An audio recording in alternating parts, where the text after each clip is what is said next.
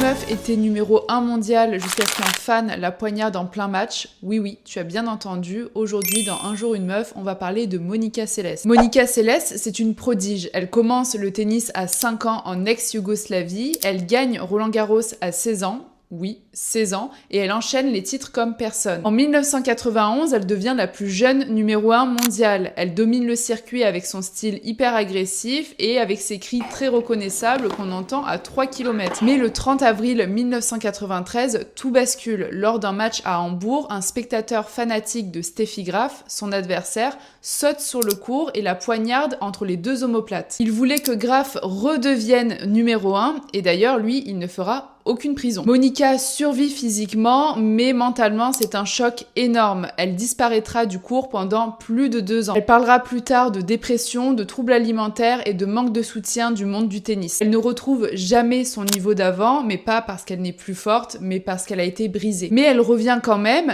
gagne l'Open d'Australie en 1996, elle joue jusqu'en 2003 et entre au Hall of Fame. Mais son histoire reste une blessure vive, celle d'une championne stoppée net par la violence, l'obsession et l'injustice. Monica Seles aurait pu être la plus grande, elle a été poignardée sous les yeux de tous, et le pire, c'est que personne ne l'a vraiment protégée.